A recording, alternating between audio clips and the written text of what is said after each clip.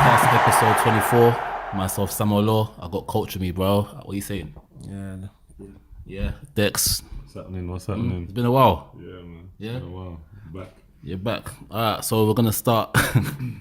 You know what? I've still got this. It's not in my head. We're gonna start Chelsea. Well, Everton, Chelsea. Everton beat Chelsea 2-0. Did anyone see that coming? Yeah, Everton's one of them teams, isn't it? They took a point off Liverpool. At home, they just won. They got quality players. That's the thing. They got quality players. They need to give Silva a bit of time. But in terms of Chelsea's away record, we know they falter away. If this was at Stamford Bridge, it would be a surprise. But the fact that it's at Goodison Park, some of them Chelsea boys, they're just not up for their away days, man. But you know what? Because Silva, you're saying give him time, yeah? The fans, I don't think the fans really like him like that, you know? Like the atmosphere. Did you watch the first half? Yeah, I watched the first half. The atmosphere was flat, and you could hear like mutterings and mumblings, like, you know. Yeah, I think the fans have been on his back for a while. The results haven't been going as good as they would have liked. But when you miss a player like Lukaku, they haven't replaced him. So that's a lot of goals. Who was the guy that's supposed to come in after him? Like, did they buy anyone? No. Tosun? I think they spread the money out and bought quite a few Richarlison, Yeah, Richarlison's a good player, but come on. You've lost like 20 plus goals. Imagine 20 plus goals in the team now. It will be a totally different story. So I think it's hard to judge him when they haven't replaced Lukaku. But then again, how do you get another 20 plus striker? They don't just come for cheap. Yeah. But Chelsea, yeah, I wasn't too surprised by that. They just don't seem up for it. They're very inconsistent. So it wasn't too much of a surprise. As I said, I caught some of the match. You could see they just weren't playing with the energy. Just went up for it as Coach. Coach, you've been saying that, you know, this time of the season, yeah, you know what I mean? It's about the results. It's not even about how you're playing or kind of form or literally 3 points, because Chelsea are in this top 4 race. Yeah. Now they have, was that their game in hand? Because United didn't play, did they? Yeah, so neither did Arsenal. Because they had one game in hand. Yeah, one game in hand, so it was. So that's it. That's their game in hand. Done that. Well, Jorginho, another one that got criticism from what I've seen. Yeah, Barkley wasn't too good as well. Yeah, but obviously Barkley was coming back home. You know, it can either go both ways. It can either go like it goes really well, like you go extra hard, or you play too hard and you get me, the fans get onto you. Yeah, I mean, but Barkley this season has been inconsistent as well. He's had some good games. He started the season quite well, but then he's just kind of seems to have lost his confidence again. I'm not sure the Chelsea move was the best move for him, to be honest. I don't know why. Should he have stayed at Everton or gone somewhere else? I think he could have stayed at Everton. He was the main man there. So he had the confidence of the manager. But now, there's so many players he's trying to compete with. He's struggling for form. But is it even hard to get in this current Chelsea team? Like, I know Sarri's got his Jorginho guy, Kante obviously. But that third place to me has been up for grabs. It's between him, Kovacic. Get me? So this was, and he's had game time. There's not a thing where he's like stop start kind of. Yeah, but I think it's a different ball game play for Chelsea. Like there's a lot of pressure involved. I just don't think he's been able to handle it, to be honest. Like maybe their style of play doesn't really suit him. I think he likes to be on the ball a lot, to be the main man. But you got players like Hazard. The ball, like most of the play goes through him. So I think. Where do you stand on Hazard? To be honest, yeah, I think he's a fantastic player. He's amazing, but I just can't place him in the same like talks with people like Ronaldo and Messi. Just not consistent enough for me. Would you put him in the tier below, like in terms of like who's the tier below? If you had to choose, you got the KDBs. I put Salah there. Yeah. Like Yeah. I think he's there, but I just don't know if he's just got a bit bored playing for Chelsea. Maybe he needs a fresh challenge. Bored or comfortable? Comfortable, yeah, you could say that. But the way Real Madrid are at the moment, they're looking to really come back with Zidane coming in. So I wouldn't be surprised if they make a move for him. So, but if you're Hazard, would you go there knowing how comfortable you have it here? The fans, he can play trash, and the fans are going to say nothing. But I think he's a winner though. He's said that he wants to take the next step. So Madrid, the fans are ruthless, Yeah. But I think he'll want to challenge himself, take the next step. I can't see him just wanting to stay comfortable there. I think even in interviews he said that he's quite willing He hasn't really committed his long-term future to there, so I think he'll be up for the challenge, to be honest. Coach, in my sports group, got Stelios, shout out Stelios, shout out Hacks, 2 Chelsea fans opposing views on Sarri. One thinks that Sarri, is not good enough, he needs to go. Even though he has said as well, Chelsea players are not good enough, so I don't see how you can fully blame him. But then you got Stelios, saying, as you've heard last week and the week before that, he's saying, trust Sarri, give him time. Where do you stand on Sarri? It's a hard one, man, because what Stelios is saying in the ideal world is correct. But when you look at Chelsea's trend and what they've been doing over the last few years, they just chop and change managers. So on one hand, you have Hacks that's living in reality, and Stelios, he is in reality, but he's more of a ideal reality. Like ideally, we'd give him after the year, let's let him go in his second season. But Hacks knows, like, listen, we know how we move. So if the manager ain't good enough, he needs to go. It's as simple as that. If he's gonna stay, he needs to show us the results. So in a way, like, they're both right. In their opinions, they're both right. If someone was to say Sarri needs to stay an extra year, I wouldn't be mad at that. If you was a Chelsea fan, what would you be like? Yeah. Oh, but if I was a Chelsea fan, the problems go deeper than Sarri, though. Way deeper than Sarri. In terms of the structure of the club, I've always said it. The structure of the club is not good for the manager. Sarri knew the structure. Sarri knew the structure, but at the end of the day, how many managers are you going to keep chopping and changing? You can't just keep going through managers. Do you get what I'm saying? No one left. You've been doing like Real Madrid and going back, doubling back. You get me? Do you get what I'm saying? So for me, Chelsea at some point, they're going to have to restructure the club. And second of all, they got to get a manager that they can back, basically, for a long period of time. At least give them 3 years knowing that there's a project. But what, with the kind of acceptance that they might not challenge or like get trophies during that time? You can still challenge and whatnot if Abramovich is still putting money in there, but it's not a force where it's like Real Madrid. If you're not doing it now, you just need to go because we brought you in to do it now, type of thing. At some point they need to change. Because what they were doing before, they were getting away with it because Man United and Arsenal couldn't compete financially with them. But now you've got Man City, who's got the structure and the money. You can't just throw money at City are, by the way, even though it pains me to say, City are doing it well. They're doing it properly. Of course, they're doing it properly. They're letting the manager take charge of, listen, if it doesn't work, don't blame us, the board. We've given you the money, Pep. We've given you the players that you want. We've gone after the players you want. So if it goes wrong, you cannot blame us. And that's just everyone doing their job. In the structure of the club, everyone's doing their job. The board are buying the players, Pep is identifying the players, and he's coaching the players. That's the side it should work. But in Chelsea, we all know that the players run the asylum there. Hazard runs that team. Oh, so Stelios doesn't think so. Hazard runs that team. I can tell you that for a fact. Stelios thinks that the Kepa situation was an isolated situation. I can tell you that for a fact. That the Chelsea players inside source. Yeah. They run the asylum over there. And even if there was no one there, that maybe that's why Hazard don't want to leave. You ain't gonna have that Real Madrid. It's not even that you don't want to leave. At the end of the day, Chelsea's got to sell him too. It's like he's under contract. You can't just leave like that. Chelsea got to sell him now. He's got what? When he gets to this summer, he's got 12 months left, basically. So now, and then with their transfer ban coming up, is that gonna happen though? Because we always hear about his transfer bans. Yeah, does it really happen though? Isn't it? It's happened. When? They've appealed it and they've turned down the appeal. Barcelona, it happened to them for a good year. I think, or was it 2 transfer windows? City is City as well. The other day, I'm sure it happened to Real Madrid the other day. The most recent, because what it is as well. Sometimes when it's the summer and the January transfer window, everyone forgets about it. Because in a year, you're back to basically. Because really, who really buys players in January? So I don't mind missing the January transfer window. So Chelsea could potentially get that then. Yeah, they could potentially get that. Right now, they have that. Until the appeal goes through, they have that. So then you wouldn't let Hazard go. Would you let him go for free next summer? Because how much is Hazard? How much? Yeah, like roughly in this market. 100. You think so? What, with 1 year left? Easily. 1 year left, Hazard. Easily.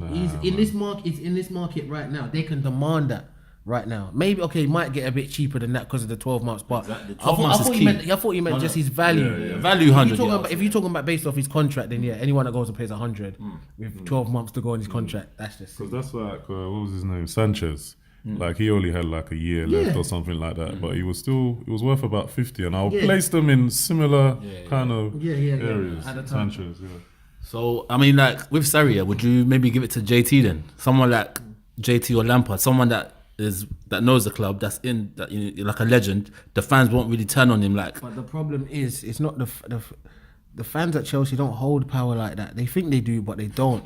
It's Marina and Abramovich. They hold the power. If they don't like you, or you need to go, or the players come to them and say, "Yo, we're not feeling this manager," they need to go. Their players run the asylum at Chelsea. So whether it's JT or Lampard, don't forget. No, but JT or Lampard will have back. But don't forget, when they come in, they were also players that were running that asylum as well. That's why Mourinho ended up going, because he fell out with John Terry. A lot of people forget about that. The first time Mourinho left is because he fell out with John Terry. And once John Terry started doing the whole Abramovich, Mourinho was gone. Because you know how Mourinho is very intense anyway. So he's won his trophies and then Abramovich just let him go type of thing. So even if them guys come, they're not players no more. They're managers. They have to manage everyone, not just their career. So it's different when you're in the manager seat. Like when you're in the player seat, yeah, you're hanging around with other players and you're getting together in your little huddles. Oh, we don't like this manager. But when you're the actual manager on your own and players around you are getting together to get you out, that's a totally different story. So I don't think just having a Chelsea legend in there is going to just turn the structure of the club from the youth system is all the way up needs to be revamped. That's what it needs to do. It needs to be revamped. Top 4 Chelsea, yes or no? Chelsea? Yeah. Nah, I don't see it. Top 4 Chelsea. Nah, their away form doesn't suggest. I don't know how many away matches they got left, but it just doesn't suggest to me that.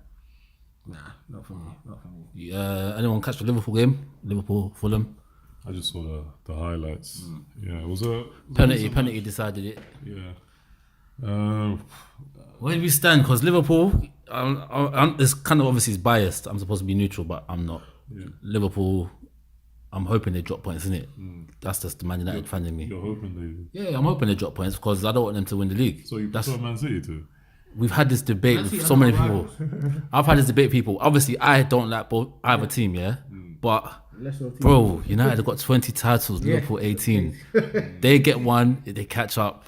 You know, they haven't. It's been such a long time since they've won it. I feel like once they get that first one, because whether we banter or not, yeah, Klopp, I don't care what anyone says, he is taking in the right direction. So if they win that first one, who knows if that's one of many? Do you get me? Yeah, they might start attracting more players. City we know City, innit? Like, they're not gonna. They win it. It's painful. It's like, but at least we didn't lose it like the way we lost it that time on the last day of the season. You know what I mean? But where do you stand with Liverpool in terms of? Do you reckon they're gonna push it? Like, nah, I think they're gonna bottle it, man. They always. Bro, we've been saying bottle since. You know, I haven't seen any bottle. What do you mean? Like, Liverpool gonna bottle it, man. No, but I'm saying that I haven't seen any bottle. They've had dips like every other team, but the whole bottling thing, we haven't seen it yet.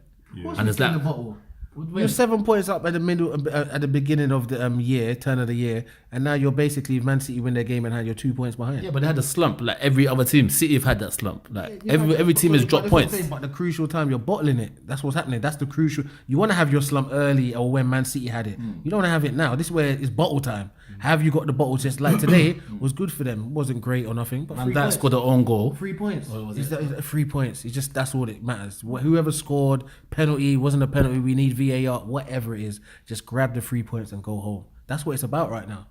3 points in their position. That's what it's about. So nothing in you is telling you, boy, they might, like, I'm seeing a different kind of Liverpool right now, you know, they might push it. Different in where? In push it to the end? Yeah, like, no, they'll push it to the end. Like, I think probably the last 3, maybe 2 games of the season or whatever it is, they'll definitely, if they do what they're doing now, where it's just a scraping past game, that's what you want to do. Just get another game down, another game down, another game down. It's title time. Do you get what I'm saying? And they don't have that rotation. They don't have that squad where they can just keep rotating. They don't have that. So right now, okay, wait, because they have got players.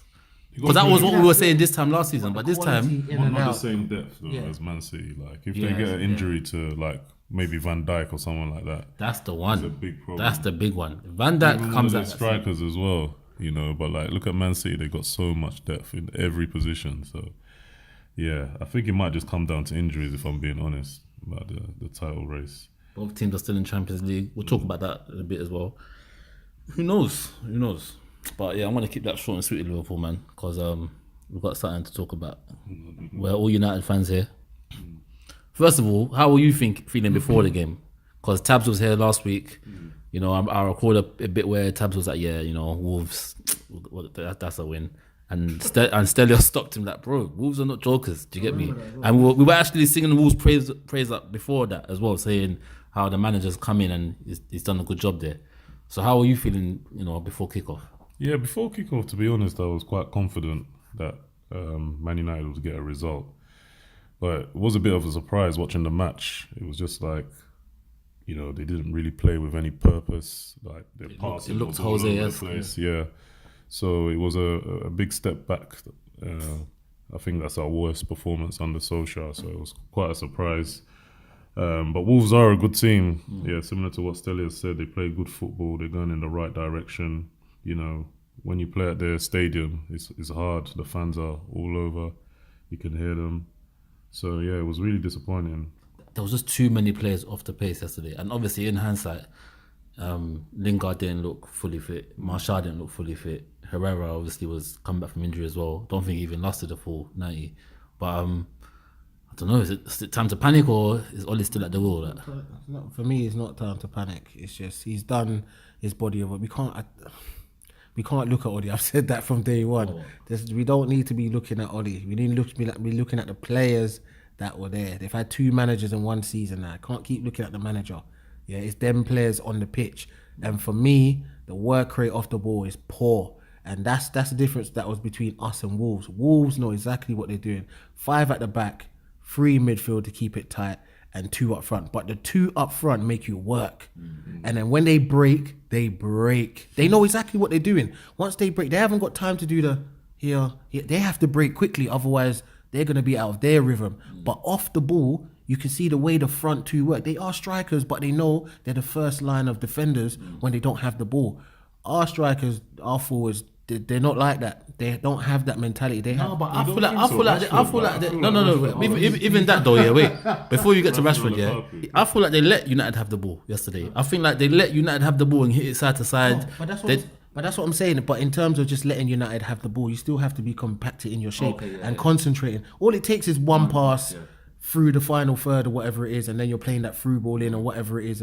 But with them, the concentration in terms of keeping it, because don't think when you're a striker, that's what your job is. You're a striker. You don't really want to be doing that defensive and this and that and this, because you don't have the mentality of a defender, whereas that's your primary job. Your primary job is to score. But when your manager has put that in you, like, listen, you're the first line of defenders. Before we get to our defenders, you got to work. If you work hard, that will feed into the rest of the team. But if you're lazy up front, they're just gonna open us up. It doesn't matter what we do in midfield and at the back. But the front 2, was it Jota and who's it?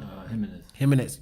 Worked hard in terms of their concentration and the tactics that they were doing. Man United, if you're going to beat us, great. You better beat us with something special. But you're not beating us through the middle. We're too compact down the middle. We've got 3 there, we've got 3 in front, and we've got 2. And a day like yesterday, if they're basically implying that, okay, you're not going to beat us down the middle, you've got to go wide, then that means the wide player's got to cross it in. But when they're crossing it in, there's no Lukaku there. But once again, I don't think it's a crossing in thing.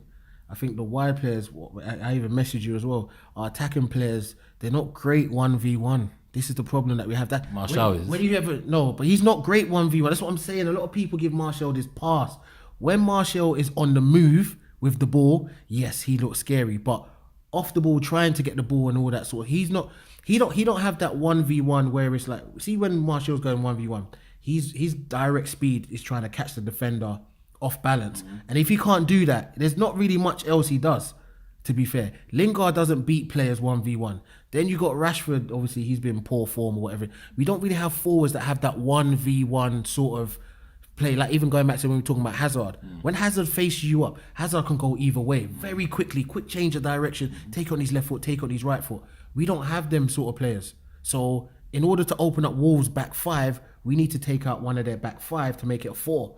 Then maybe take out the 4 to make it a 3. Whatever it is, we need to beat that man to open up the game. What we kept on doing is going to Martial. Sometimes he might do something. Back to Pogba, back to Smalling, then back round to Lindelof, back round to the right back, then back round to Lingard. Into, you know what I'm saying? It was just too... Wolves loved it. They just loved it. They loved it, and it was easy for them. But as soon as they broke, that was it. I mean, several times the ball was getting played kind of down the middle to Rashford, and the ball wasn't sticking. Was Lukaku a miss yesterday, or because Lukaku gets a lot of criticism from United and non-United fans, and I'm not saying he would have done anything either, because I've seen the ball bounce off him as well. Of course, yeah, he's not pretty on the eye, but when when Lukaku, and that's what even Ole Solskjaer said, you know, I wasn't even too fussed with the Arsenal defeat because we created chances, we just didn't bury it. And Lukaku was one of them like should have buried two. I mean, that was one of his that was one of his best games in terms of we were opening up Arsenal to get them chances. And the reason why we was doing it because we had a mixture up front. It was Rashford and Lukaku, and what Rashford don't have, Lukaku has. What Lukaku don't have, Rashford has. So it meshes up with each other. When you have like a front two of maybe you want to do a front two of Lingard or Rashford or Martial or Rashford, it's too similar. So you don't have that. You know what? Matinho and them guys in the middle, they're quite solid. How can we bypass them, go over the top and get Lukaku's strength where he's not great on the eyes holding up the ball all the time, but he gives us a presence up front. He might roll a defender. Focal point. He was actually a focal point. That's what it is. And that's what we needed yesterday. We didn't have a plan B. That was the problem. We didn't have it. And Wolves knew it.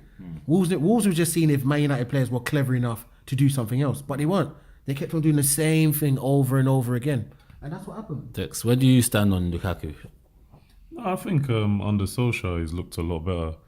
What I've been most impressed with is like his right foot finishing. Like he's been finishing a lot with his right foot, so that shows that he's actually improving. You know, I think Lukaku is one of those confidence strikers as well, so he's been playing with a lot of confidence. So I think he's actually going to start coming good under Solskjaer. Like I think it benefits that Solskjaer was a striker himself. Like he knows what to say to them to try and give them confidence. Like Rashford has looked a lot better as well.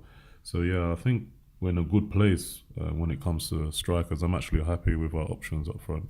But I don't know. Even me, like something seems missing. I don't know what it is. That's not winning the league for us, man. Rashford and Lukaku's not winning the league for us, and it hurts me to say it, but one of them have to go, and it's gonna be Lukaku at the end of the day. They're not gonna get rid of the hometown boy. And me, why does one of them have to go? Because for me, if everyone's talking about Rashford playing down the middle, you only have two strikers. You don't carry more than two strikers in the squad. Jesus, Aguero. This is quite simple. If you look at everyone's right, Aubameyang, Lacazette. So who's the two strikers? Rashford and Lukaku. Yeah, right now. That's our guys going through the middle. So that's what I'm saying. That for me, I don't think them two combined will fire us. So to you're the saying title. one has to go and we bring someone else in. Bring someone else in. Who? I'm not saying who, but what I'm saying is that I don't think them two. That mesh. I don't think that mesh, whether they're playing together or one's coming off the bench, I don't think they're going to fire us to where we need to go in terms of the strikers that are around right now. I don't think they're going to have the quality. I don't think Rashford has the quality. Let's talk about Rashford, man, because I don't know.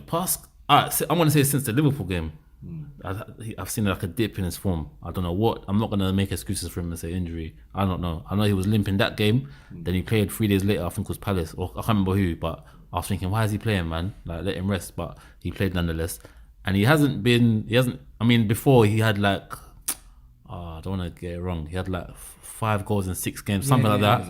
Now he's got 3 and 11 or something. Yeah, so you can obviously see the goals are kind of drying up here. But where do you stand with Rashford, coach? Because you messaged me several times now when Rashford's done madness. Like, this is what I'm talking about, Samuel, man. This is what I'm saying. What I'm saying about Rashford, I'm not talking about. Obviously, we can't all go to games and all that stuff. But I've gone to the Brighton game at Old Trafford. I went to the Emirates the other day to watch Rashford. I saw the same thing. I saw an athlete that's playing football. There's a big difference. That's why I keep telling people, stop comparing right now. Stop comparing him to Sterling right now. Sterling's the best English player right now. I don't want to hear nothing from no one no more. In terms of football IQ, Sterling is better than Rashford. I've seen Rashford for my own eyes. I ain't seen what the Sky Sports is telling me before the game, what highlights Rashford under Ole. You saw the BBC thing, how they hyped up Rashford before the Wolves game. But what I'm saying is that with Rashford right now, I've seen him live, Samuel. And what I'm saying is that he's an athlete playing football. There's so many positions that he picks up. He doesn't even do the basic stuff of checking his shoulder to be whether you need to be on a half turn, whether you need just the little details that makes you that added extra sort of quality. He doesn't have that. Give the ball 60 yards out, you have a shot. And you get that though. Of course you can get that. Yeah, so, you know. No, but you can get that. But what I'm saying, I'm talking about him right now. The way people hype him up. If he was just coming through the ranks on this, if he had... But you got to remember the way he came through the ranks. If he had the Sterling hype, which Sterling don't really get no hype from England. If he had that, I would say, cool, just let him do his thing. But he doesn't get that. He gets the extra push from the English media. And I don't get why. I do not get why when right now he's not on Sterling's level football IQ wise. He's not on that level. He's a good athlete playing football, and I've seen it from my own eyes. When there's green grass, he's there. When it's 60 yards out, he's trying to do the Ronaldo dip shot from anywhere. That works sometimes though. Look at PSG. That's great. It works sometimes, but we all know that to be quality, you need consistency. And for me right now, he is not the Man United centre forward. I can say that 100%. I've seen it from my own eyes. I've seen it more than once. So you're saying if Lukaku got sold, Rashford, you don't have confidence that Rashford will lead the line. We need to bring a top striker, and there's not many around. So getting rid of Lukaku, this is what I'm trying to say. It's going to be a tough one for Ole if he gets the job. It's going to be a tough one for me in the summer. Because I would keep. You would sell Rashford, didn't it? Oh, of course I would sell Rashford. Because listen. I'm saying for me right now, from what I've seen, football IQ wise, Rashford to me is not good enough for me. He hasn't right now. You're saying, right now consistency. But what I'm saying is that the way everyone's hyping up Rashford is why maybe my disdain for Rashford is a bit higher, because they're not allowing they're not allowing him to grow. That's my point. They're not allowing him to grow. They're feeding into this frenzy of Rashford's this, he's that, and blah. But he's not better than Sterling. He's not better than Sterling. At the end, he's not. And guess what? I even caught out. Sorry to even go back. I even caught out Nacy. Yeah, last podcast. They said, I don't really judge players on your end product. Is what you're thinking you want to do, what you're trying to do. Did you say that? Yeah, listen to the other podcast. Even if it doesn't come off, I'm seeing what you're trying to do. So in terms of Rashford and Sterling, what was the whole debate about Rashford and Sterling? Sterling wouldn't finish that. He's not a good finisher. Yeah, but maybe Sterling wants to get it in the top corner. Maybe he's aiming for the top corner, but he misses it. Maybe he's aiming for the far post, but he misses it. To Nacy's theory, Sterling is better than Rashford because his IQ is better than Rashford, and everyone's always blaming Sterling's finishing. But if he's meant to shoot top corner, but he just goes wide, then to Nacy, that's good decision making. Go listen to the previous podcast. Deks, would you sell Rashford? Listen, Rashford, not in a million years. What are you on about? What the hell are you talking about? Because me, I'm gonna be. I cannot actually believe what you're saying. But this is my whole thing as a United fan. Not in a million years. Why? Yeah. Why? Let's talk about a striker. What do you need from a striker? You need speed. Yeah, check. Not necessarily. Not necessarily. Well, it benefits, but the best ones. Look at Mbappe. If you've got speed, sorry to cut you. If you've got speed, I'll just do what Wolves do. Pack my defence. Come in deep. What do you have next? Go on. Yeah. Check. So I'll say he has finishing. His finishing is good. Okay. It's good. Look how I took that one when he first touched it and banged it. Out of 10, how much? I will say this though. Wait. I will say this. I'm not gonna answer that. I will say this though. Solskjaer did say at one press conference, like Rashford, he scores worldies, but he needs to learn the other side, the tap-ins, the clinical, be deadly. And he did say in the next few that. years. But what you're saying, selling him now then? But if you're selling him now, just based off that, listen to what I'm saying. you could be losing a. If you gave me right now, no, but I'm saying I'm saying if you gave me right now, and the board told me, listen, coach, you got to sell Rashford or you got to sell Lukaku. I'm selling Rashford. That's what I'm saying right now, because if you're saying if in the next 2 years, 3 years or whatever, I'll keep Rashford and just sell Lukaku. He's not going to get any younger or whatever it is. But Rashford hasn't come into his prime. Are you looking at goals? Is that what you're looking at? Because Lukaku's got goals. When it comes to Man United strikers, that's all I look for. That's all I look for Van Nistelrooy. Yeah. That's all I look for all the previous strikers, York and Cole. I just look for goals. Sorry, his goal record is decent. Who is our top scorer this season? No, Deks, go on. Say why. No, obviously I said pace. Yeah. His finishing is above average. Mm-hmm. I'll say his movement is pretty good. Yep. What I'll say, I do agree when you're talking about Sterling, because you know the World Cup, like when Rashford was coming on, he was quite trash. Like he was just running around like a headless. He was running around like a headless chicken. I'm not gonna lie. But like I still think he's got fantastic attributes. He's skillful as well. Like he's got good shot technique. He's got composure. Look at it when he took the penalty for against PSG. Cool head, man. He took the ball. Said, I'm taking this. You're killing me. You're reaching now, man. You're bro. 93rd minute. Your team's about to go out. Lukaku. Okay. Yeah. Wait. Hold on. Let's compare the two. Lukaku and Rashford. Listen to who took the ball and banged listen to this right now. Who's the penalty taker for Man United? Pogba. Okay, we all know he's the first one. Who's the second one? It's Lukaku. No, it's not Lukaku. Lukaku don't take penalties. He's not good at penalties. Never been good at He was penalties. taking them at Everton, He no? takes a lot of penalties. Oh no, he wasn't. He wasn't taking them. quite a few It was penalties. I can't Baines remember. that was taking them. Yeah, Baines was a penalty taker. Yeah. This is what I'm saying. Lukaku's not a But penalty. you're- What I'm saying is that I get what you're saying. He picked the ball up. He had the bottle. Where he might be the second penalty taker. We don't know. I hit it emphatically. course Anyway, he carry hit on, emphatically. man. Carry on. Yeah, and like no pressure. I know Coach is saying about the age, but like look at what he's achieved up to this point. Like he's how only he like came on the scene. 20, 21. What's he achieved? Like A his Europa goal- his League, goal record. League Cup. What are you talking about? Team wise? No, but I'm saying in terms of achieve. What do you mean? I'm just talking about statistically the amount of goals he scored for his age. Like his goal record for England is pretty good, and even Man United all around. Like he's come through in a lot of do you think he's a big better pressure. goal scorer than Lukaku? No. I wouldn't say so right now. No. No. I'm saying that let's say for obviously you can't just speak hypothetically, but hypothetically in the next 7 years, if you measure up Lukaku's goal record to his goal record, do you think he will surpass Lukaku I think so. for Man United? I don't care for who. I just think I think he will. I think he will learn. But you see how Samuel's going on in terms of that's the overhyped English stuff that I don't like. What do you mean? I just think he's just over. But don't you think he deserves the hype? No, though, I don't like for think what he's done. Do you think he deserves the hype more than Sterling? Don't bring Sterling into this. No. anymore. The reason why the Well, reason why I'm bringing Sterling into it. different players, though. The reason why I'm bringing Sterling. Yeah, one's a centre forward, one plays out wide. Reason why I'm bringing Sterling into it because, like you said, you went to the World Cup. When the World Cup come, who came off? Sterling came off, and Rashford came on. They were playing the same position, 3-5-2. He was playing up there with Kane. So it's not like we can't say they're playing in different positions because Gareth Southgate has put them both up there in the same position. So he hasn't said, "Oh, Sterling." Let's look at clubs. Deks, would Rashford start in the City team? In the City team. Yeah. So how Sterling starting? Would Rashford start in that? Yeah, but then that's not his favoured position though. Like on the wing, that type of wing just forward. any of the forwards. Do you What think he will for? start? Come on, Aguero's one of the best strikers in the world. Yeah, I reckon he can play. I reckon he can play. So what about right and left? Huh? Yeah, I reckon Sane and Rashford. What over Sterling?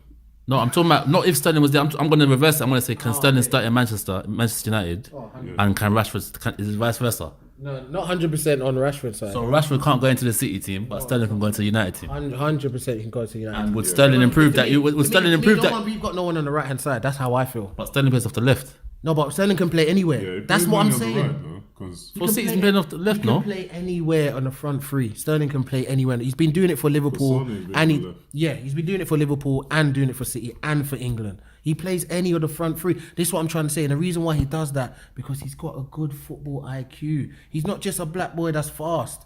This is what I'm trying to say. He's got good football IQ. That's why he can play across the line, all forward positions. Pep has played him in the middle sometimes. He's played him on the right, on the left. It's because of his football IQ. That's it. Pep don't like unsmart players.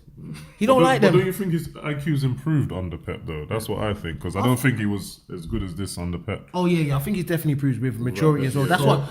So if you're saying Sterling's improved under Pep, yeah, like I said, if Rashford was in that City team, would he not improve under Pep as well? Those little things like checking over the shoulder. I don't think Pep would rate Rashford's IQ. Once again, I'm just going off what I'm seeing.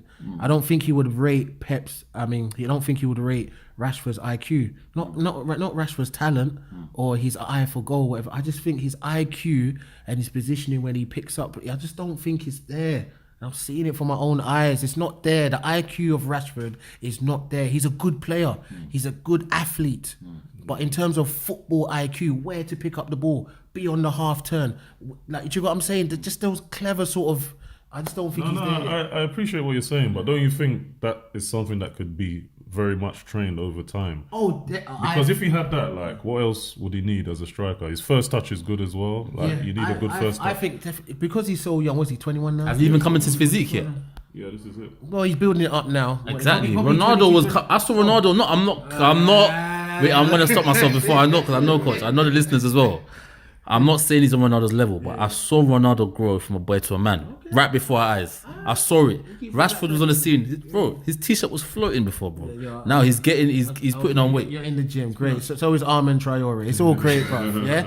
I panicked when I saw him last night, man. I tuned down. I was thinking, now, why is this guy coming on, man? Listen, Gonna come it's all stretch good. again. But listen, me, like I said, Rashford's got time to grow and whatnot. Me personally, I just don't like the gas because I don't think the gas is warranted. And maybe it's not on Rashford's fault. He's just playing. Stop looking at the gas. But what I'm saying is that, like, when you say looking at the gas or whatever it is, it's just for me, I'm just even looking at him as a player and all that, and it's just I just think his IQ needs to improve, and like you said, he's got time to improve that. So hopefully in the next 2 to 3 years he'll come into his prime and whatnot, and then. But coach, though, who else is on Rashford's level? There's very few players. Yeah, Mbappe. Yeah, I think Jadon Sancho's cleverer than him.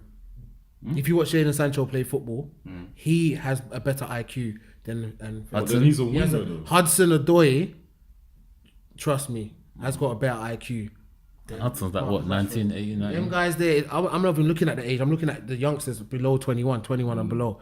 Hudson-Odoi and Sancho have a better IQ, football IQ, from what I've seen, than Marcus Rashford. Who do you have out of Gabriel Jesus and Rashford? Jesus. If I'm talking about centre forward. Really? Centre forward, yeah. 100%. Oh, Deks, any question you ask this guy, the guy is... No, I'm not saying, but but one thing, I'm not saying Rashford is trash.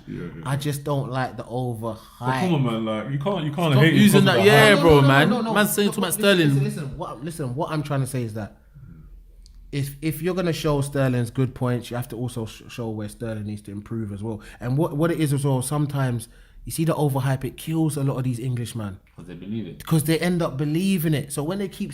Listen, they're human beings, they're not robots. Rashford knows he's playing trash right now, though. Listen, you can know he's playing trash, but I need to see your response. Yeah, but the thing about Sterling is, like, obviously when he was at Liverpool under Brendan Rodgers, he really excelled. They were playing good football, sexy football, that tiki-taka football. When he went over to Man City initially, like, you remember how the tabloids were getting onto him? They were like, he's shit, he's not doing good, everything. But he was playing really poor. And it wasn't until he started playing under Pep that you really saw a massive... Right, wait, because he wasn't bought by Pep, was he? He wasn't bought by Pep. He was doing things before Pep came. But everyone... Who was in that before? Was it Pellegrini? Listen, everyone just assumed when Pep came, yo, Sterling out. Boy. Yeah, we all did. Everyone said Sterling's Good gone. night, Sterling. That move from Liverpool to Man City, good night. Waste. The Liverpool fans were happy. They was like, you're But out. he's gone in there and showed... Pep was probably But thinking... that's what I'm saying is Pep, though. No. But what I'm saying is that you also got to credit. Don't put it all Rashford. down to Pep. You've got but to credit. You got to credit Sterling. You've got to credit Sterling 100%. because he's come in there and said, "Yo, Nah, let's step my game up. and what it is as well. Pep don't waste time. I'll go and buy Sane, Bernardo Silva. Don't forget, Pep got rid of Jesus Navas. All these man. Sterling could have been on that shit, bro. Could have been on there. You know what I I mean? think so though, like. And then they gave him a new deal. Like the thing is, Sterling, like he's English as well, so you know you don't need your think English Pep quota. Oh, Okay. Joe Hart got cleared, man. Joe Hart, come He on, was man. in England number He's one. raw, He was though. in He's raw, though. Come on, man. Look at the system. In the Pep but system, Joe Hart he was- couldn't even kick the ball properly, like. Joe Hart was England number one at the time. Pep shipped him off. Everyone's like, how dare you? But like, there was he was like beyond God. no, Like, there was yeah. nothing you could do. You could. there was No, nothing but you Sterling, could I do will with say, Hart. Sterling, he did well, like to stay in that team. So No. I'm impressed, but I'm thinking I think it's a lot of the system. Like he's benefiting. a lot of people do say this, Listen, that is a listen, system Look that at is him in England, though. Yeah, in it's England, not the same. But it's what not I'm the saying- same but at what I'm all. saying- but what I'm saying as well in England, this is what kills me. He actually does play well for England. Because when he doesn't play, you see a difference. When he's not in the hole because of his IQ. Sterling to me, one word that is effective. No, In a no, team, definitely. that's the word. He's Like, effective. He was very good for England because he pushed the Exactly. other teams back. Effective, His first yeah. touch was Yeah. good. Yes. Like the defense was on the back foot. As He was an really good. opposing manager, you have to worry about Sterling. Yeah, Where, no, at all times. I think he was one of England's best players, if not the best player. Even though, like coach is saying, the kind of tabloids, they didn't There's a really. very negative perception because I remember I was in like, what was it, one of these Butlins places on holiday, all white people, and like when Sterling's name came up, they were just booing. Like it was crazy. Like Listen, well, obviously listen. Harry Kane, they were like, yeah. Everyone else when he came on, they were actually booing. I just didn't understand And it. this is what I'm saying about the negative energy around Sterling. Right now, who's a better English player than Sterling? No one. He's the No best one. right now. It's just hands that it's not even right now to me. He's not even. I'm not saying it's not close or whatever, but he is the best English player right now. They showed his combined goals and assists. He's up there. He's like Is he fourth. not what? Fourth? Yeah, is he not fourth or something? Even just the goals this season, Premier League goals. What is he? Fourth? Yeah, no, Something like But that. then that Deks says in the system, like he's gonna bubble. Yeah, but- but So no, not taking anything away from him. But you're gonna flourish more in that system, But man. what I'm saying is that when you keep talking about the system, how are you getting these goals? See, people talk about these tap-ins and all that, but how did you arrive to that tap-in? How did you get there and all that stuff? So how come he's not arriving in England? Listen, How come he's not arriving at England? He's not getting those goals in England. Listen, if it was so easy, then Sane would be at the top of the thing. Then Mahrez would be at the top of the thing. These men are not arriving at these times. It all takes football IQ. When you talk about England, England's a different kind of story because for me, I go off how Gareth Southgate always played him. No matter how bad the tabloids were in the World Cup, he always stuck with Sterling. Everyone kept on saying every game, take Sterling out. He's not scoring. This, that, and the other. But Southgate knows football. Even Nathan was saying that though. Nathan was saying that Rashford should be starting over Sterling. Should be starting. As soon as Sterling came off against Croatia, we saw what happened. Like, it went stale. It went stale. We know what happened. Champions League draw, man. Man United, Barcelona, Juventus. I'm happy. Huh? I'm happy. Let me list it first. Man United, Barcelona, Liverpool, Porto, Juventus, Ajax, and Man City, Tottenham. Were you happy, Deks? No, of course I'm not happy. Like, obviously, I think Barcelona is the best team in the world. Why would I be happy at that? Like, obviously, you want to progress, and like our chances are very slim. So wait, why are you happy? I'm happy because to me, I wanted no parts of Ajax and I wanted no parts of Porto. But you want part of Messi then? Yes, you know why? Because now everyone just thinks we're just gonna get swept anyway. And that's when them players, Man United players stand up. That's what I'm starting to see. But when you go to Wolves and all that, and everyone's expecting you to win, and the other team are ballers, they'll mess you up. This is what it is. So for me, I'm saying right now, Barca are not the Barca of Pep's Barca. They're not them. You can get at Barca. I've been watching them a lot this season. Did you watch that last round, the fight with the Messi? Messi, round. it's like Messi saw what Ronaldo did the day before and he snapped, bro. No disrespect, but I think we can come up with a better game plan than Leon. That's me. I think we've got the players to hurt that team. That's what I feel. If we go to Old Trafford and we're solid in Old Trafford, I'll take a 0-0 right now at Old Trafford. But you said that last time with the 0-0 with PSG, yeah? My thing is that at Old Trafford first leg, yeah, we can lose the game there. But then you see how we pushed it against PSG in the second leg? Forget it. I don't think we'll do that in the new camp. Okay, this is what I'm saying. So yeah, the first leg is key this time. But you're saying that, but once again, it's football. Anything can happen. This is what I'm saying. So 2-0 down against Barca. Listen, anything right now in a cup competition, anything can happen. Yeah, we've seen it this round. Yeah. How many teams came back from deficits in this round? The fact that nobody expects us to go through gives the players that sort of the shackles are off. No one's expecting us to beat Barca. Nobody at all is expecting us to. Even the PSG win or whatever. No, because we all know the PSG's not like we went out there and outplayed PSG. That's not what happened. We got fortunate with certain things and we took advantage. Yeah, we took advantage of it. We took advantage and we went through. It's all about going through. But against Barca, I didn't want us to catch Ajax or Porto because now the pressure's on us to come out there. And but wouldn't you want to get like Tottenham or someone? Maybe.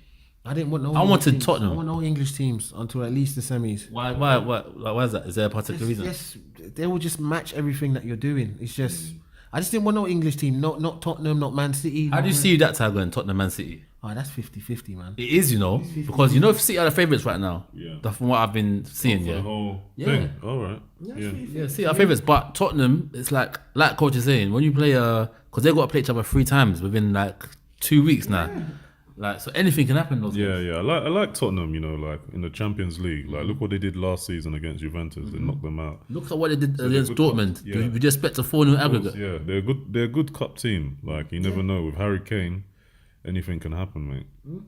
Eriksen's a fantastic player. Son, Ali's back now, isn't it? Ali's back. Son is there.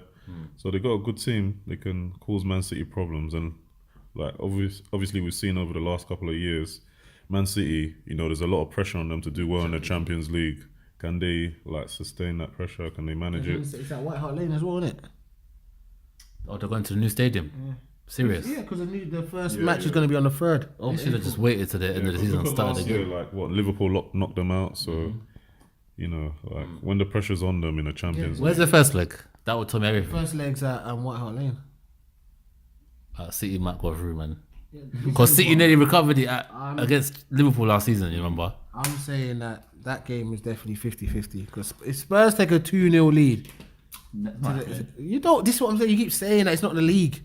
It's a cup competition. You just don't know. You could catch Man City. Don't forget, because Man City got these back-to-back, all these games coming up.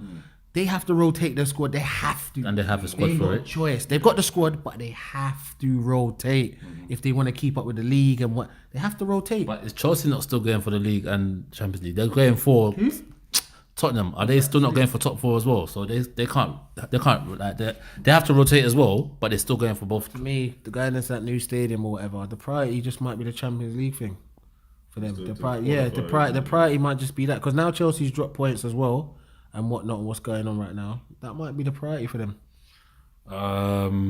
Liverpool. Liverpool. Who? Who's Liverpool? Liverpool Porto. Did you see Liverpool going through? I haven't seen much of Porto, to be fair. I haven't seen much of Porto. But once again, I think Liverpool is one of those teams where they thrive on playing the little ones, whereas I don't think United players do. I think we thrive on playing the big teams and whatnot. So I think for them, I see them going through. Juventus, Ajax. Yeah, it's got to be Juventus, to be honest. But Ajax has been playing really well. They've had a good Champions League run so far, but Ronaldo, come on. He's just Guys, can we talk about Ronaldo for a second? Because I still want to talk about this draw and like the potential matchups in the semis here. Come on, man. Ronaldo is moving. Like, seriously, I can't even... There's nothing to describe him anymore. It's like he relishes these games like, okay, 2-0 down. Like, this is the kind of game I want to play. Do you get me? It was his stage. Do you get me? No, with Ronaldo, like I said, he's transformed himself into a prolific striker.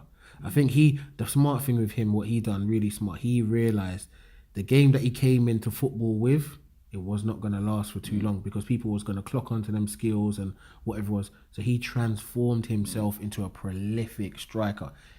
In terms of being a footballer, he will never be above my list in terms of Messi. But in terms of like his accomplishments, he's above Messi. I'm going to say he's the best scorer ever. Best scorer ever. Like, he's just a pure...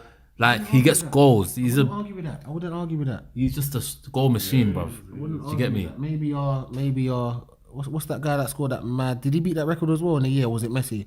Is it Puskas or whatever it is? Yeah, they had some mad goal record in one year. I will not be surprised if Ronaldo's got it. Yeah, I think as either Messi or Ronaldo beat that record. Best goal scorer ever. Look at his goal record. Okay, when I say I mean goal scorer, like just getting goals. He's a goal machine. Yeah. Who was you thinking of? Heads, left foot, right foot. R9 is what you're thinking of, isn't it? I was thinking of R9. No, but bro, I was even thinking of Van Nistelrooy as like a goal scorer, though. But I'm not gonna lie to you. I just don't like putting R9 and Cristiano on the same. R9 to me is like a sacred thing. Is that taboo to even say anyone? I don't like R9 is the Him, Dino, Romario, them guys. You just need to leave them alone. Leave them alone. Yeah, I don't want to hear about no Messi next to these guys. Now, if Messi would have won the World Cup, I would have said he's the greatest ever. That's what I would have said. Because based on accomplishment and being a footballer, because he can play in any era, Messi. But if he hasn't won an international competition for me, it counts for me. Ronaldo has. That's what I'm saying. That's what I said. In terms of accomplishments, he's above Messi on my list. But just as a pure footballer on the eye, I'd rather watch Messi play. If you that makes sense. Messi the next day, I watched the game. Like he scored 2 and assisted 3. No. Bro, oh my god, those two, man. It's like they just keep on pushing each other. Both of them, as you said, they're both redefining themselves as players. As Messi. Yeah, I think he's taking more of a deeper role now. Like he gets the ball a lot deeper. He's not really on the front foot. You know, before he used to play that ghost number 10 or number 9 role, but now he's looking more towards the Iniesta, a bit of a mixture. And I'm surprised he didn't do that in the World Cup. That's what I was saying at the World Cup. He should have dropped and they should have played Aguero. But they played Messi further forward. Aguero wasn't even starting. Well, the reason why they've done that is because you have to hide Messi defensively. He's a luxury player. No, but he's doing it now that Deks is saying. He's playing a deeper role and he's flourishing. He's playing a deeper role because everyone is designed to play for Messi when you come to Barca. If you don't want to get with the program, you need to bounce. So everyone is... And Argentina is not built like that. He's got the name, but the way they play, it don't look like he's built like that. It looks like it's a bag of good players that are just thrown out there. And then when you talk about Ronaldo and Messi, Ronaldo has done it in different systems, different leagues. That's what I said. Accomplishment-wise, to me, he's above Messi. No doubts about. Messi stayed in his comfort zone. That's what I know. He's done and done well in it, but he stayed in his comfort zone. He's done mad. He's done crazy in it. But in terms of comparing it to Ronaldo, wherever Ronaldo's gone, he's had the effect. You can see what's happened to Real Madrid when he left. You have to run. Real Madrid are winning that game against Ajax if Ronaldo was there. 100%. You get me? 100%. So I think it's fair to say, let's just say Real Madrid go through. Semis, potentially, should Man United get past Barcelona, Liverpool. I think Liverpool's going to win that game. No way. No, I'm talking about Liverpool going to win their quarters, so they're going to make the semis. You're saying no way if United play Liverpool. I don't think they'll beat United or Barca, especially if they're still going for the league. If they're still going for the league and they're still in there, once again, you have no choice nowadays but to rotate. You have no choice. Because if you could start going into the semi-finals and then the last stretch of the league with tired players, you're finished. You start dropping points, then you're out of a competition. Next thing you know, you're trophyless at the end of the season. So this is where it's a squad game now. It's no longer the first 11. Yeah, but with United, they'll have to do the same thing you're saying. They're still trying to go for top 4 as well. For me, I think Oli will play his best players in that Champions League semi-final. That's what I think he would do. That's what I think he will do. If he gets to the semi-final against Liverpool, bruv, this is history here. This ain't just a semi-final. You lose to Liverpool and they go on to win it, and they beat Man United in the semi-final. Oh. Liverpool they'll say the same thing though. Liverpool, they'll want to be focusing on not losing it. If they got a chance to win the league after how long? Because don't forget, Champions League's their thing, you know. Yeah, they've won 5. United have won 3. Went to the final last year. Champions League is one of the bulk of their history from back in the day. They were dominating Europe at one point, dominating Europe. So they've done that already. The league thing is where they have not done it in donkey years. So if they've got a chance to win the league, like right now, I think they would pick the league ahead of Champions League. 100%. Yeah, to be fair, they did get to the final last year as well. So. Yeah, but they haven't won anything. But still, though, no, but as you said, choice, out of the league and the Champions League. Even speaking to a lot of the Liverpool fans, they say they want the league. They want the league. That 38 games, that long 8-9 month season. After that, and you win the league, it's a different sort of. Whereas Champions League, who picks out the balls, unwraps it? Oh, Liverpool, Porto. It's just a cup competition. They could have got anyone. At the end, they could have got one. The English, they could have got anyone. But in the league, it's guaranteed that you have to play everybody twice before you get that ultimate trophy. What do you think the final's gonna be, and then what do you hope the final will be? That's a good one, actually. Can I start? Go on. Okay, what I think it will be is Juventus Barca. Ronaldo versus Messi again. If that happens, that's the maddest thing. What I want it to be is Tottenham United. Why would you want that? Huh? Why would you want that? Why would I want that as a final? Yeah. Because I feel like Tottenham will be easier than City, but Barca. Spectacle, man. Come on, if you want to win it, you got to win it properly, man. Wait, you'll rather. Listen, I'll take Ajax in the final now. That's what I'm saying. What, you won't take a weak? Nah, I'm not saying Tottenham's weak, but you won't take a kind of more even game in the final. To be fair, I would like to win against the best. Bro, we've gone up against Barca in the final. We've got cleared twice against them. On the other side, it'll be Juventus. You know what? We beat Juventus already this season, to be fair. But yeah, let me not stop you. What do you think the final would be? And what do you want? Yeah, I think, obviously, I love Man United to be the... I don't really care who we play. I would rather it be one of the massive teams, obviously, a team of history, who I think it will be similar to you, Barcelona, Juventus. But that'll be a good fight. Who do you think will win that? Me, I'm Team Messi, but the way Ronaldo moves in these finals, man, I don't think I could. I said if Ronaldo wins the Champions League this season, just don't even talk about it no more. Because then he's won Champions League with 3 different teams. Yeah. Do you get me? What's that? 6 times you would have won it then? Yeah. Crazy, man. Yeah, man. What am I thinking of? Yeah, you know what? Because Coach, I messaged you this week regarding Darren Moore, the sacking of Darren Moore. Yeah. I don't know how to even start with this. No. Before we go into that thing. We were talking about still like kind of about United or whatever. Can I just finish up my point in terms of like what I saw last week in terms of the Arsenal match? Because obviously I went there and there's certain things I want to say. A lot of the guys that came on the podcast last week, it was a good podcast actually, it was a good listen. They were pointing out obviously a lot of obvious stuff that you see on TV and that, but there's 3 people that won Arsenal that game last week. One of them was Emery with his tactics, outdone Solskjaer. The second one was Leno in goal, and the third one was Mesut Ozil. And let me tell you why about the third one. That's why your eyebrows are raised. Let me tell you about the third one. This is what you guys don't. He came off, didn't he? Listen. This is what you guys don't see.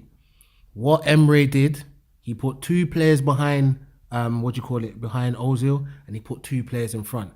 That means when Ozil gets the ball and he loses it, he's got 2 man holding. When he gets the ball, he's got 2 options going forward.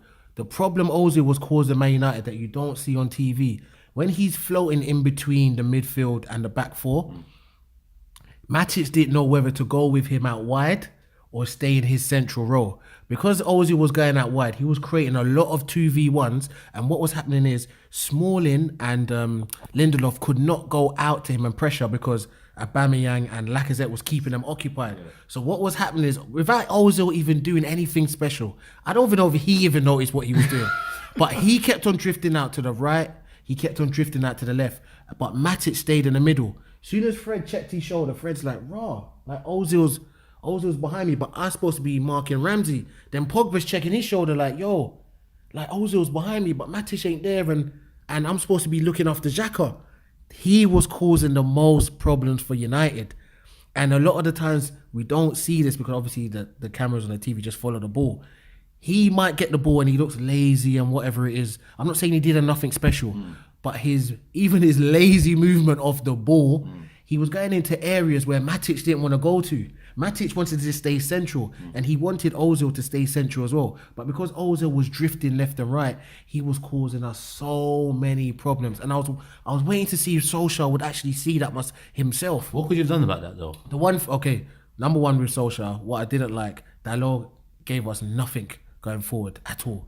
Every time he got the ball, it was back to Ashley Young. Ashley Young will get the ball and it's going long to Lukaku. Just Dalot's biggest attribute is going forward, but he didn't really take on his man enough. So I thought he was there based on his attacking. Because of what he did when he came on against Southampton and against PSG. Yes, but he didn't do nothing. He didn't do nothing against the Arsenal back five or back three or whatever it is. He didn't do nothing at all.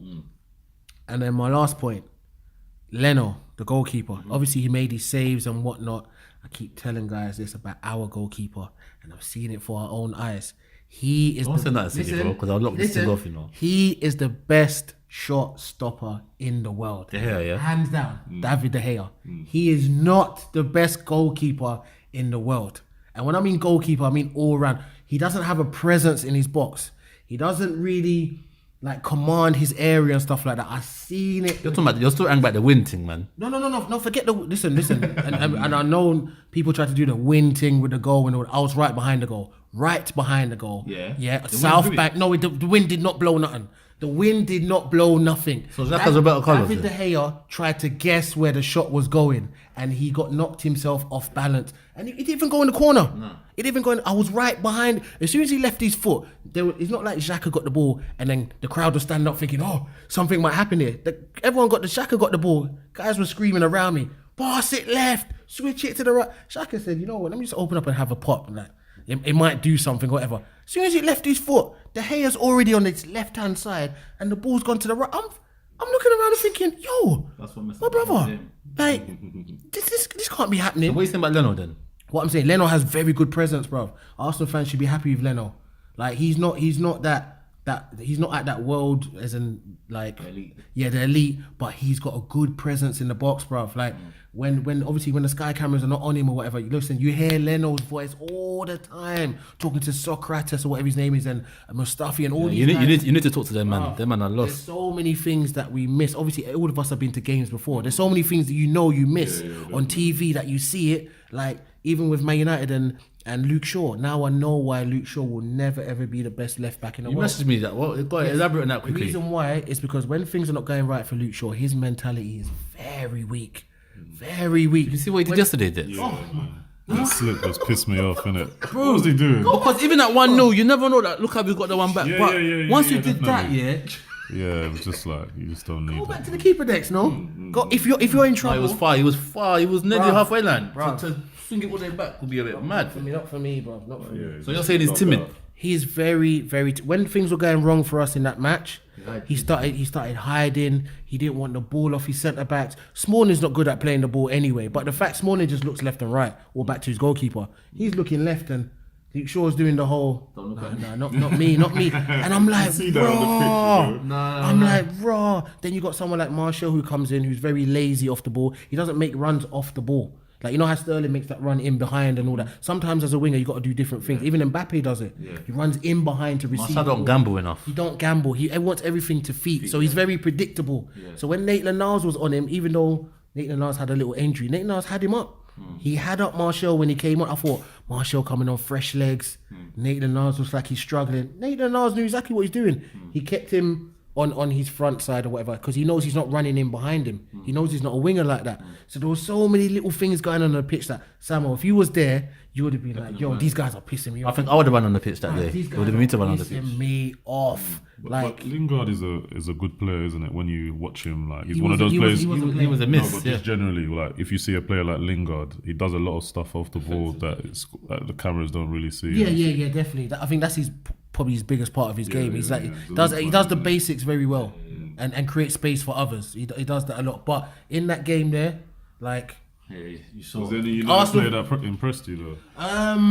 do you know what? We didn't even play that bad. This is the killer. We just missed chances. That's what it was. We just missed our chances, and Arsenal just took their, obviously the penalty wasn't a penalty or whatever, but Arsenal just took their chances. So we was opening up Arsenal. For me, on the ball, Pogba, yeah. If we scored that He don't goal, lose- you remember that he- goal? That Yes, he don't lose the ball. Is what I'm trying. He knows how to use his body. He don't lose the ball, and even maybe lost the ball a lot yesterday though against yeah. Wolves.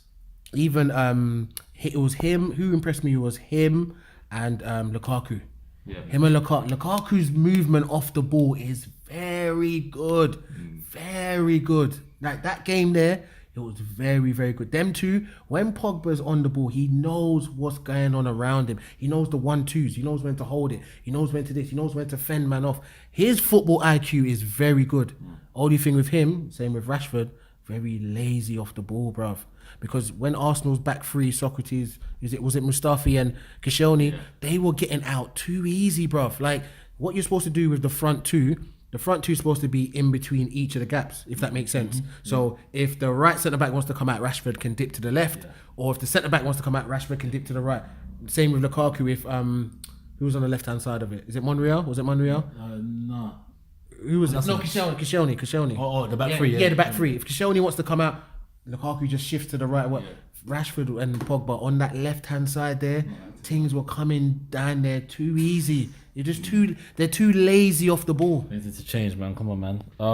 Yeah. So let me ask you, yeah, Coach. You obviously coach kids. You're in this football system. Are there enough black coaches, kind of coming up? Are there? Because I don't know. Are there black coaches coming up? They're around. We're around. If you're talking about the grassroots level, we're about. Do you see it? That's two players. Yeah. Obviously, when I was doing physio for West Ham and like just going around the clubs, there's a lot at Chelsea, even Arsenal. There's quite a few black coaches. So that's good then. I didn't even know this. But then, like when it comes to the like big managerial positions, that's when they don't get the You talking about Darren Moore? Yeah. What do you say? What did you just say now? It's politics, but that was a disgraceful sacking. That was. I mean, listen, if you're obviously they're gonna go and say, oh, it's not race or whatever. But when guys are shooting off stats on TalkSport, stats that are saying clear white managers are getting time to fail. Like Adrian Durham. Yeah, when he was getting on that, time to fail over 3 months and this and that. And that guy's getting sacked, winning 8 of his last 9 away games. Yeah. And you're fourth. Fourth as well. You're in the playoffs, my G. Come on, man. Come on now. Like what? Like Come on now. wait, no. I want to know that. Okay, because surely you want the club to do well, right? If you're an owner. Well, you're seeing it now. It's not. No, wait. Just correct me if I'm wrong. If you're an owner and you're getting results, it don't matter who's in charge, right? But I think it just looks abnormal, isn't it? It just looks abnormal to have a black manager like managing all these white players. Obviously, there's black players in the team, but I don't think it looks No, right. but why it's so weird is because I swear man used to play for that team. Yeah, he did. Darren Moore used to play That's for that mad team. to me. But they don't It's like care. They don't he's care. one of your own. But it's all these different owners, though, isn't it? Like new owners Listen, and I everything. was a new owner. Yeah. At the end of the day, maybe he's not going to the pub. Maybe he's not having tea with the owner and that he just wants to go home. All these little things play. The owner says, yo, let's go out for a little bite to eat and let's go to the pub or let's come around for tea. And I don't want to go for We tea. don't know that, but No, but what I'm saying is that all these little things, it could be something dumb as that, where the chairman and all that don't feel like they have a relation. Because look at the stats that Darren was putting out. That's clearly someone that has a relationship with the board, a good relationship with the board to let you fail and fail and fail and fail and not get sacked for so long. But I'm not failing. Did it look like they were just waiting for one little blip? Like because what? Okay, what? No, wait. Because what was the blip? Is it that they lost? They lost the last 4. They drew to bottom team Ipswich, and then they lost another match as well. Come on. Yeah, but come on, like Listen, that was ridiculous. Because what he even said was that Pardew, that was the time I remember when Adrian Durham said it. I was like, oh yeah, I remember. You know when the West Brom players went on a bender? Yeah. And they stole a taxi. Yeah. It's a Gareth Barry and someone else. Yeah, of course. And the manager still didn't get sacked, you know. And he had like 12 games before they said, nah, you know what, man? Man's just got to sack you. I can't. Because he's probably got a relationship with the chairman. His agent might have a relationship with the chairman. All this politics is happening in the So background. you don't think it's necessarily race now? That's what I'm saying. No. It is race. Don't get it twisted. No, listen, who can be in that profession and that's your record? Don't forget, you just got relegated. Now you're back to fourth in a competitive championship. Bro, he took over. If I correct me if I'm wrong, he took over towards the back end of the season, and they beat exactly. They beat Man United, Liverpool. They got a draw against them as well. And guess what? You're fourth. Yeah, you're fourth in the championship. You know what? Championship is no If the joke, football you know. gods are alive, yeah, I hope they come out of the playoffs. They don't even make the playoffs. Can I talk about the other side of the coin? I think black coaches, black managers need to also wake up and understand what industry that they're in. Yeah. Elaborate. The reason, what I'm basically trying to say is that some of them go in there very blind and think it's a fair playing field. It's not a fair playing field, and you need to get that in your head very quickly when you're in corporate England or corporate anything else. Until you own that industry or have some sort of ownership in that industry, Leverage or something. nothing is going to change. You see how Gary Neville and them lot put all their money together to go and buy Salford City? You think they don't have a vision for Salford City? They have a vision for them to get into the league so they can have some sort of power into what, because obviously they always complain about owners on Sky Sports, Neville and all that, but how's it going to change if you're not an owner? You're just talking about owners. But how's it going to change? Put your money where your mouth is and go and own a football club and show us how it's supposed to be run. This is what Gary Neville, Beckham, all these men are going to do. Until a pool of black professionals or black players or whatever it is that are retired, instead of blowing your money on the Ferraris and all that nonsense, jewelry, put your money together and go and buy a conference team.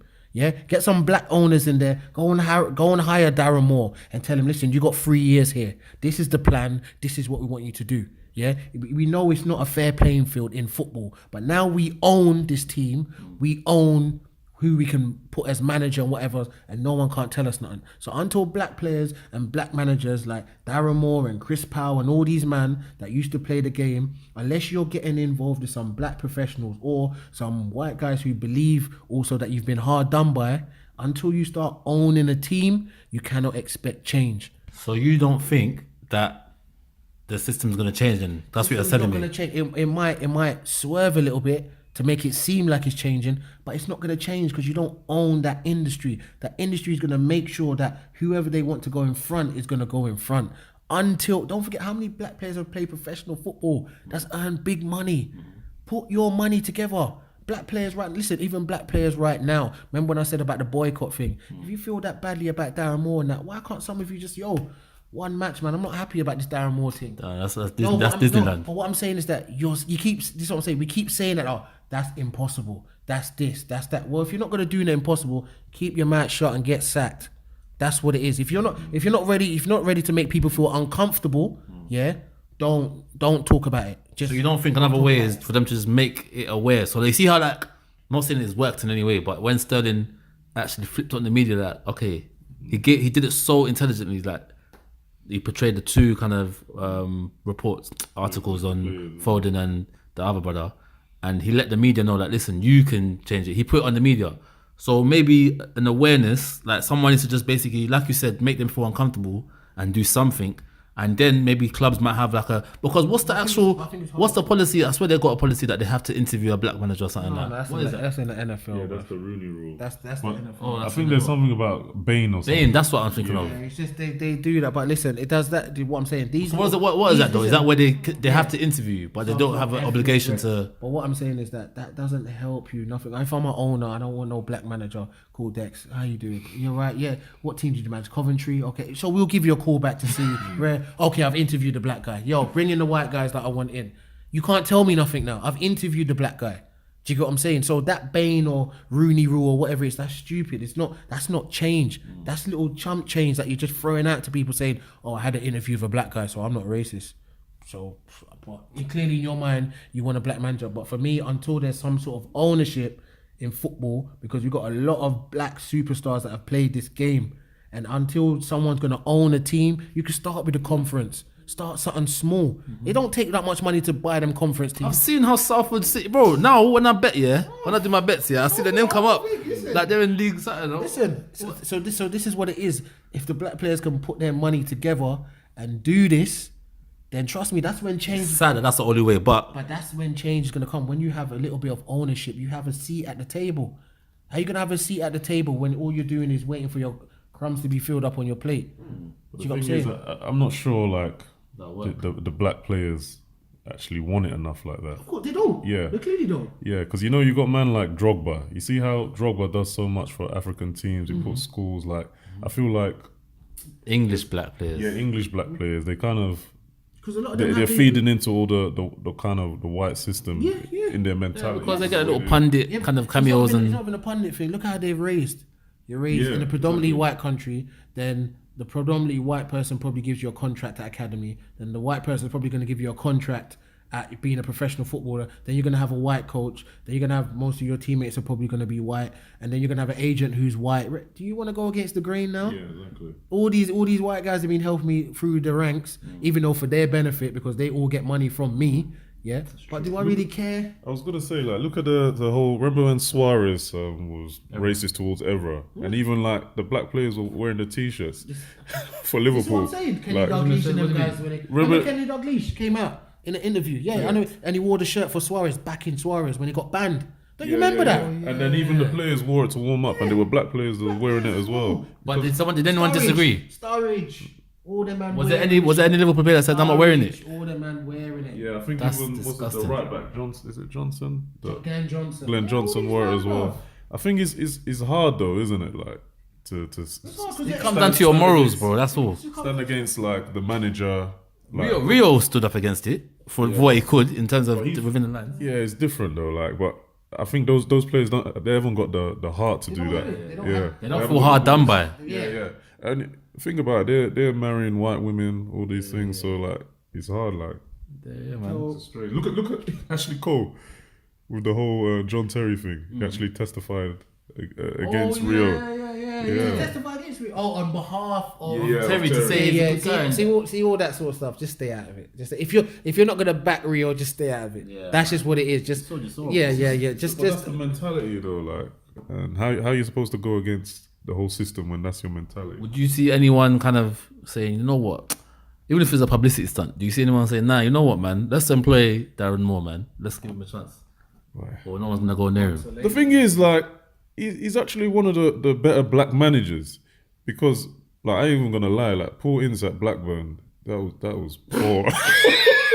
It was raw. Like, he was stressed up to the day. Like, his eyes were red, everything. But like Him and Chris Hughton and Darren Moore, man. I like Chris Hughton as well. Yeah, they're Because he got hardly done by. No one really talks about it. Newcastle shouldn't have sacked him, really. exactly. Either. But like Houghton's good, but like, yeah, they just need more opportunities. I don't think that's gonna happen. So no one's gonna take more then. someone might. Yeah, I think they, but not in the way you're saying it. They'll just say, like, this is poor. Let's hire him. Okay, But- not but like that, based on his record, you would imagine he'll get more opportunities, and I think this story is gonna pick up a lot of wind. So maybe like because of that, they'll be more considerate towards him. Did Because West he's done a Brom, good job. West Brom even have a manager? Is there a new manager there now? Or is there a caretaker? No, the caretaker, yeah. Wait. So it's not like they thought. You know the Fulham manager that got sacked? I heard he's the Because Fulham maybe like, you know them ones that, okay, this is who we really want. They didn't even have no one in mind. They just thought, nah, not him. You don't know the politics happening in the background. Did Darren Moore piss off a director or whatever? You just don't know, man. It's just not. It's not always just about the results. You'd think it's just about the results, but it's clearly not. Well, a point I'll make about that, but you could look at it on the other side. Like, even English managers, they don't really get that much opportunities in like the bigger managers. yeah. So it could be like the management just wanted to go foreign. You know, foreign is in fashion, so could be that. Championship, West Brom. You got what do you call it? You got relegated. Darren Moore comes in. You ain't really got to pay him that much. I know for a fact you're gonna have to pay the foreign manager much more than you pay Darren Moore, and he's doing a decent job. You're fourth, like. So I don't know, man. I don't know. But I see that like a lot of managers, they like the foreign managers because of the style of play. Look at the Wolves manager, man. Yeah, he came in. Type of football. I don't think Darren Moore was really playing. Yeah, I haven't. That's why I can't really talk too much. I haven't seen West Brom style of play. It could be like they're playing and the fans are like, Have you seen the Championship? Yeah, West Brom are fourth. We see when you get relegated, it's not a It's joke. like quicksand. You go down. Like, look at Sunderland, bro. Sunderland are like League 2. Bruv, and you still got probably Jack Rodwell's still eating money off Sunderland or whatever. So for me, it's just they're fourth, 8 out of 9 away games.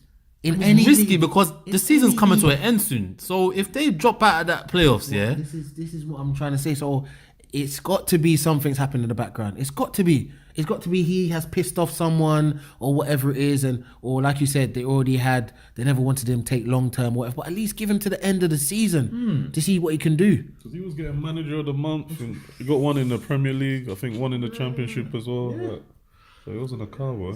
Anyway, we'll see, man. Hopefully West Brom go down. But yeah, man. Boxing. Errol Spence, Mikey Garcia. Was Garcia just didn't make, because he was undefeated as well? But was it the thing where Spence was just too big for him? I was quite looking at it now. Quite disappointed with Spence, man. Same here. I'm not gonna lie to you, man, because Underwhelming. Spence dealt with Kell Brook, a big welterweight, dealt with him, stopped him. He couldn't stop Mikey Garcia. These Mexicans, bro, they're I tough. don't care, Mexican, whatever you're from. You can be from Ghana for all I care. Like, it's just, for me, 2 weight classes lower than you, and you can't stop him. Like, I was underwhelmed. Listen, it was a clinic. Don't get it twisted. It was a clinic. He won every round. Yeah, but we were expecting you to win any round if we went to 12 anyway. Like, but I just thought he would stop him. I thought he would go for it and stop him. It was underwhelming for 2 weight class for Mikey Garcia to jump up 2 weight classes against the most dangerous welterweight. Don't forget, it's not just any welterweight. The most feared welterweight right now that everyone's avoiding. Keith Thurman, Sean Porter, Danny Garcia, they're all avoiding him. All of them are avoiding They him. avoid him now after that. But this is the killer about Errol Spence. I think he would just he would stop them, if that makes sense. He would end up stopping them, but he didn't stop Mikey Garcia. Mikey Garcia was just great to go through the 12 rounds. Yeah. That's a moral victory for him. Yeah, I lost my record undefeated, okay, cool, but to Errol Spence, and I went to his weight class. It's not like he shrunk himself to come down to my weight. There was only one round, I think round 9, where Errol just started tagging him left and right, boom, boom, combos. Then I thought, cool, he's going to put his foot on the gas. It just seemed like I don't know, man. I just thought he would have stopped him. I was quite Disappointed. in that bit. I knew he's going to... I mean, a win is a win. Like, he's still undefeated, still got his titles. And that. a win's a win, but I just thought he would stop him, that's all. But there was one person that was in the crowd looking for all the smoke. I don't know if you saw him. No, I didn't see it. Manny Pacquiao was there with his wife. Came in the ring after as well. Manny Pacquiao wants Errol Spence smoke. Oh, is it? Oh, okay. It's good for him, man. Right. No, nothing. I think Spence will deal with him as well. I think Spence, same way with Pacquiao, he couldn't get rid of Broner. So for me, anyway, Pacquiao's gone past his prime. So Spence, Who does if you're Spence? Because I've always been saying, bro, Spence here. Everyone recognizes him as like pound for pound, but his profile is not there. So like, yeah, but who's around? Who can be his dancing partner? If he goes on fight Pacquiao right now, Profile. yeah, that's probably, if he's jumped in the ring, it's probably for a reason. So that's his next pay-per-view event. Now he's starting to do the back-to-back pay-per-views and whatnot. So Pacquiao would be a good move for him. Fighting Danny Garcia, Thurman, all these guys are not pay-per-view fights. The fact that you've jumped on pay-per-view with Mikey Garcia, you need to back it up again for another pay-per-view. And it wasn't a good fight. This is what I'm saying. So go with Pacquiao again. Go with Pacquiao. You might as well. Is Amir Khan Crawford this weekend? Jeez, are they fighting? I can't deal with Amir Khan. I just can't. I'm not an Amir Khan fan whatsoever, man. Yeah, but you're a fan of Crawford though. I'm not really a fan of Crawford either. Oh, you don't rate Crawford? Anyone with Bob Arum, I'm not a fan of. Especially No, forget who they're with, man. You always look at everything but the person. Listen, because the reason why, like, yeah, Crawford's a good fighter, cool. Yeah. But Crawford, I want you to fight the best fighters. That's what I want you to do. Yeah, and everybody knows if you go to Bob Arum, you're not fighting the best fighters like that. There's politics and problems. So why sign with that guy? I don't know why. This is what I'm saying. Nobody has the.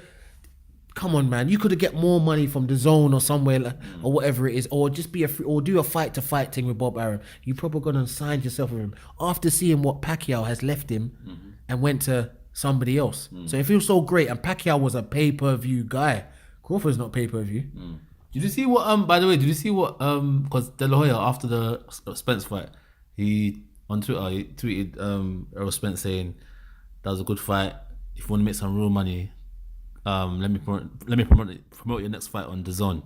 And Errol Spence replied, "Nah, I'm cool. You don't handle black fighters well." Something like that. Yeah, them guys. Listen, Al Heyman has got them black fighters knowing what's going on in boxing. He gets them paid. But DAZN might have more money than Al Heyman or whatever, but they know that Al Heyman will look after them, rain, sleet or snow. Why do you think Broner's still getting these paydays? It's because of Al Heyman. It's not because of no one gives a crap about Broner, but because he's still with Al Heyman knows he can still bring a bit of buzz to boxing, even though he's a dead boxer. Like, he's still paying him good money. Like, Al Heyman's paying these guys good money. DAZN have got the bag. They've got the bag for you.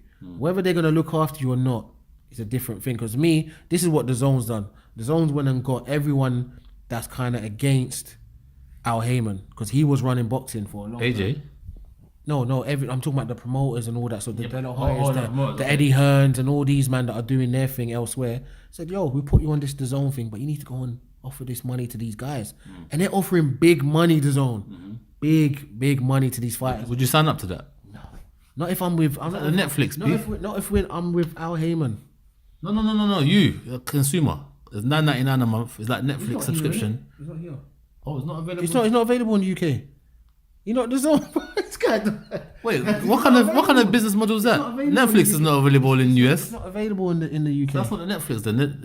They shouldn't be saying Netflix or boxing. I don't think it's available in the UK. So why is Eddie Hearn promoting it if AJ's a British fighter and is... It's an American thing. That's why, remember that time when he went to America to try and get all them fighters signed up? That's why he went there. DAZN are using him as the boxing guy to go into America and win all those fighters. Because who else are you going to use right now? Boxing, man. This is the issue, man. Too much politics. But yeah, man. It's been a very good one. I've enjoyed this one. So till next week. I don't know if I'm going to do one next week because it's international period. But Is it international? yeah, it's international. But we'll see. Let's see how I feel. Yeah, guys, thanks for joining us. Till next week. Peace.